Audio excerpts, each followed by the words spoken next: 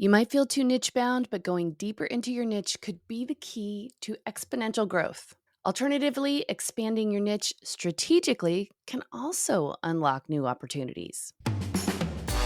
Welcome to the My Good Woman podcast, where we help female founders break past plateaus and get to the next level of business growth by refining their strategy, building systems, and streamlining operations.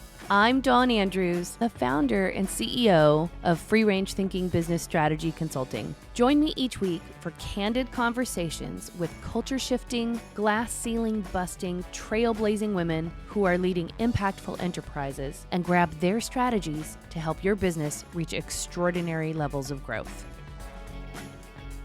Hey. Welcome to another episode of My Good Woman, Business Strategy and Time Management for Impactful Female Leaders. I'm your host, Dawn Andrews, and this is another episode of Think Like a Strategist, where we answer listeners' questions and dive deep into strategies that help female founders become confident CEOs. And today's question is from Lucinda, who writes, "How do I grow my business when I feel too niche bound?"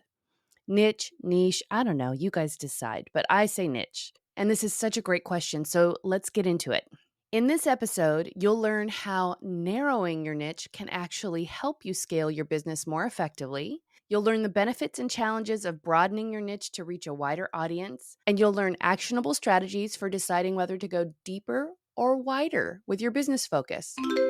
Nearly every business owner, when they get started, is deeply concerned about where the money's coming from, and rightfully so, because if you're starting a business, you need to know where you're going to get the cash from. You need to know where your clients are. And what happens is people resist niching because they want to serve anybody and everybody all the time in order to be able to make that revenue. But that can make you bananas because then you end up serving lots of different people in lots of different ways and start using your time ineffectively.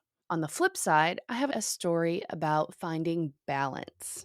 This one's about Megan, an ambitious woman who started her own social media marketing agency for vegan bakeries. At first, it seemed brilliant because she became the go-to expert and her clients were thrilled. I mean, how great to be a vegan bakery and know that somebody is an expert in the ins and outs of being able to market your type of product to the right audience. But then reality hit. The vegan bakery market just wasn't growing fast enough, and some bakeries started to do their own social media. Her client base shrank, and she started really feeling the pinch. She loved her niche and also felt like she needed to pivot if she still wanted to keep her business alive. So she expanded her services to include all artisanal food businesses.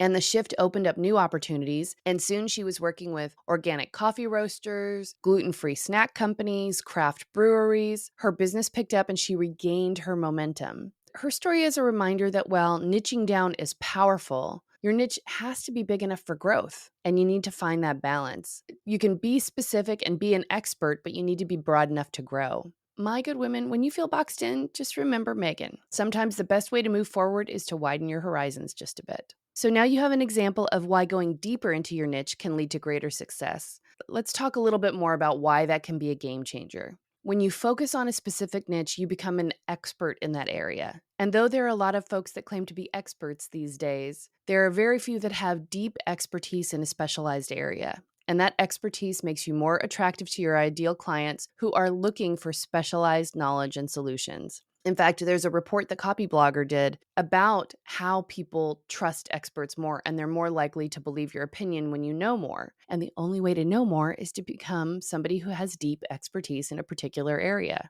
But today we're going to spend a little less time on the idea of why niching down is so important, because Lucinda asks, what do you do when you feel like you're too niche bound? And so let's make the case for expanding your niche. On the flip side of focus, you can expand your niche and open up new markets and opportunities by slightly widening your focus. When you widen, you get a larger audience and diversify your revenue streams. And that doesn't sound so bad, right? This approach can be particularly useful in industries like medicine, where specialization can sometimes limit your client base. Here at My Good Woman and at Free Range Thinking Business Strategy Consulting, we work with a variety of businesses, predominantly in the creative fields, where I'm constantly cat wrangling. I'm trying to rein in all the different ideas that my clients have for who they can serve. If you're in a specialty area like medicine where you need a deep level of expertise, it can be really limiting to look at what you do when you expand. Let's give you another example, like Uber.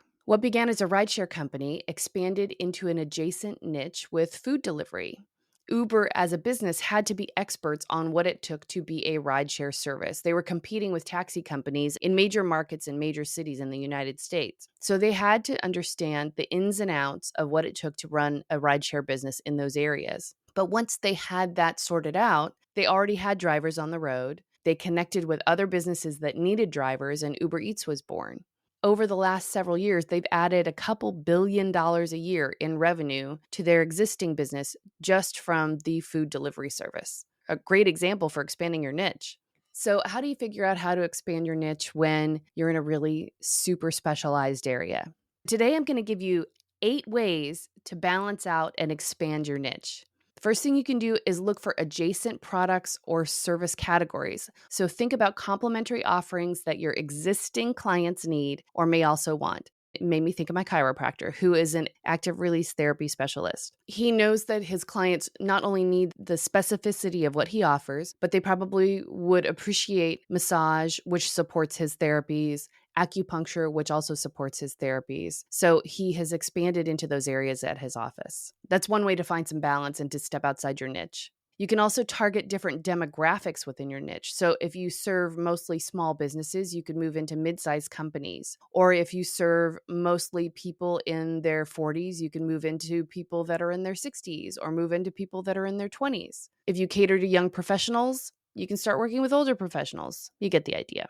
The third way you can find some balance if you feel too niche bound is to focus on specific cases or applications. So within your broader market, you may have clients that are using your service for a particular purpose, and you could give them additional ways for using that particular service. So for instance, I work with clients and we use AI for lots of different things in their businesses. And maybe one of the first places that we use it is in simplifying the time it takes for content creation and to build their marketing strategy. But AI can be used in so many different areas inside one business. Perhaps there's a way that you can expand what you're doing and finding a different twist of what it is that you do to help a client go more deeply into what it is that your service offering is. A fourth way to find some balance and to open up your niche is to expand geographically, to target the same type of client but in new locations.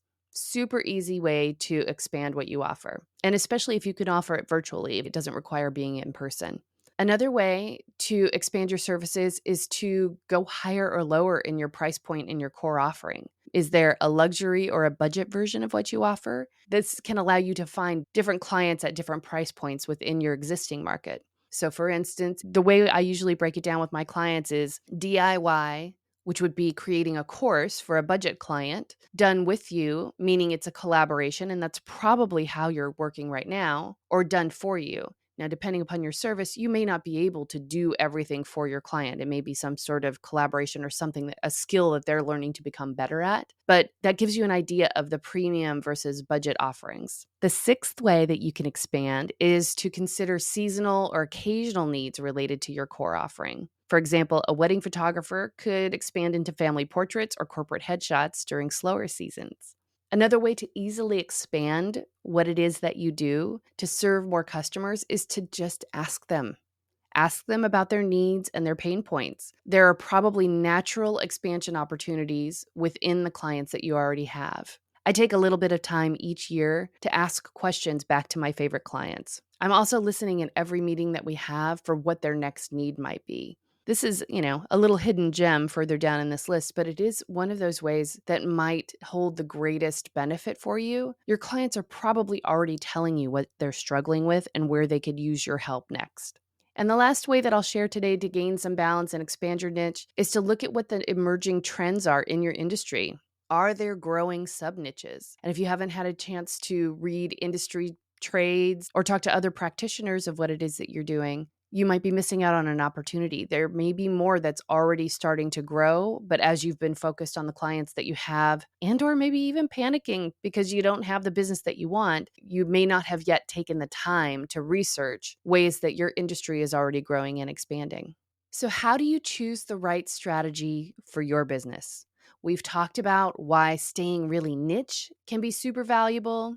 We've talked about how to balance and expand your niche so that you can reach a wider audience. It all comes down to your business goals and the needs of your target audience. And if your business is up and running and it has been in a place where it's thriving, you already have a proven core offer.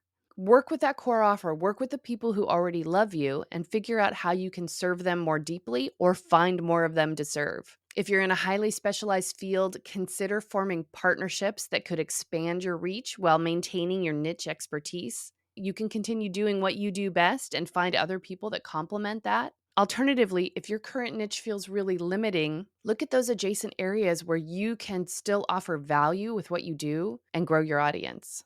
I know that today's conversation about how to expand your niche when you feel like it's a little too tight has been very valuable for other folks. So, Lucinda, thank you for your bravery in asking the question. I appreciate it. Growing your business when you feel too niche bound involves a strategic decision to either go deeper into your niche and solidify your expertise to attract your ideal clients, or to broaden what you do to reach a wider audience and diversify your income. And both approaches have their upsides, but the best choice is going to depend on your unique business goals. If you need more help figuring that out, book a call with us through the link in the show notes. I'd love to be able to help you find that balance that makes you feel great while being in and running your business, but also brings you all that cash.